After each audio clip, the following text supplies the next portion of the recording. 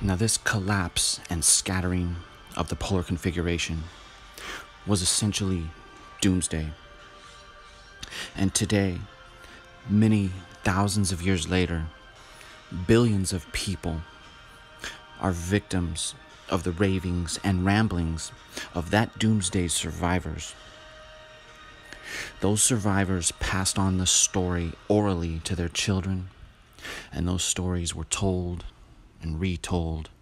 Details were omitted or added.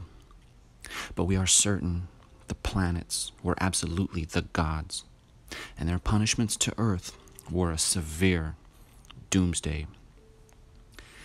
And these people proudly display their symbols and believe that they have the truth.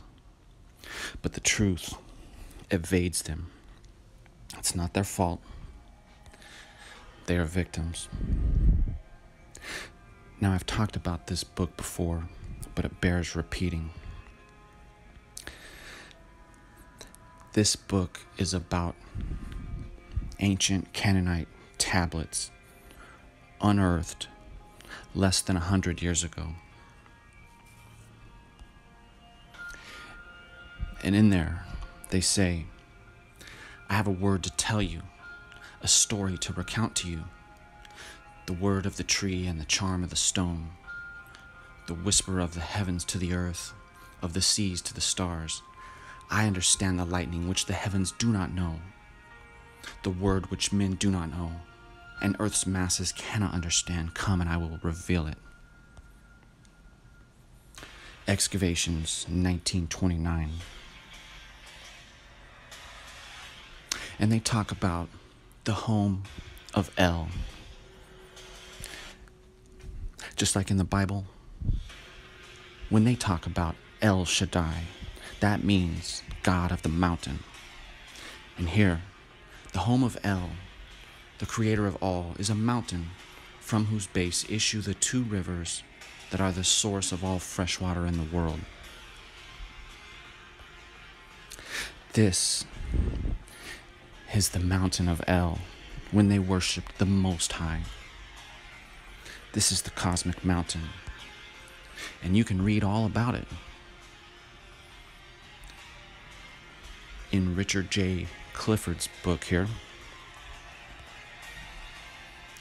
Just as elements of the cults of El and Baal blended in the worship of Yahweh, so too Zion and Sinai became confused, because Mount Zion and Mount Sinai were originally this cosmic mountain, this holy sacred mountain of God. Out of Zion, perfect in beauty, God shines forth. Before him is a consuming fire. Around him a storm rages. His holy mountain, beautiful in elevation, is the joy of the whole earth. Mount Zion, in the recesses of Zaphon, is the city of the great king. El's wife, Asherah, just like those Asherah poles Jeremiah was cutting down. In biblical Hebrew, the word Asherah is a common noun meaning a sacred tree or pole. This is your sacred tree or pole.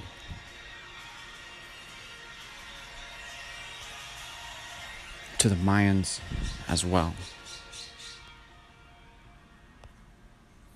If you don't know about the polar configuration, you're not going to know what this is.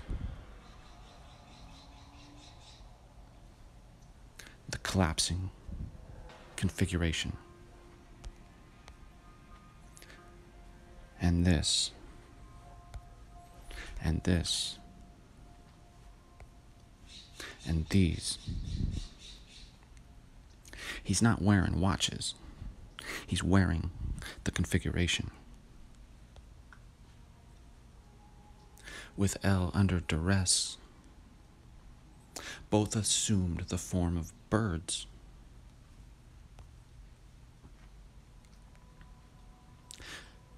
This is no owl. This is what they saw. Raise your hands to heaven, sacrifice to the bull, your father El. Did you know El was a bull. This is El, the bull, when they worshipped the Most High, Saturn, Kronos, El. Baal's mountain, Father, will weep for you, Zaphon, the holy stronghold, wide and broad, and the reign of the Most High. Astarte, Baal's other self. Well, this is the symbol for Astarte, or at least one of them. Looks like the Tanit god.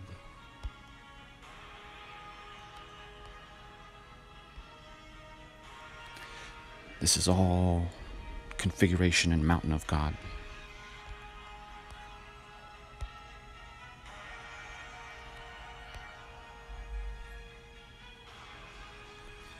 El, the bull, the Most High.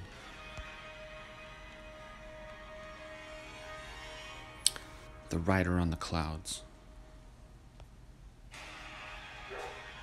He will flash his lightning to the earth. And we're not talking about normal lightning here. We're talking about the thunderbolts of the gods. Baal is dead. What will happen to the people? I'll tell you what will happen to the people. They will ramble with their symbols.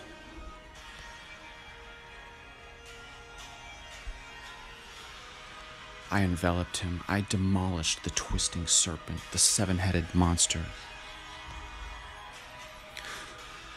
1, 2, 3, 4, 5, 6, 7. Parat instability on the right. Is not my mountain far from El?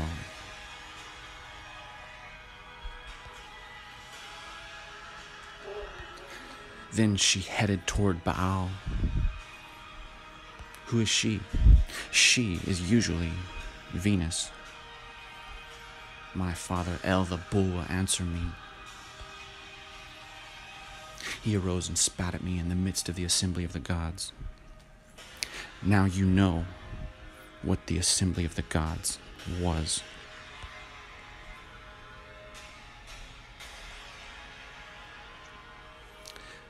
Yahweh is styled El, the Eternal One, the Father of Time. Kronos, the Father of Time. Happy Hanukkah, guys.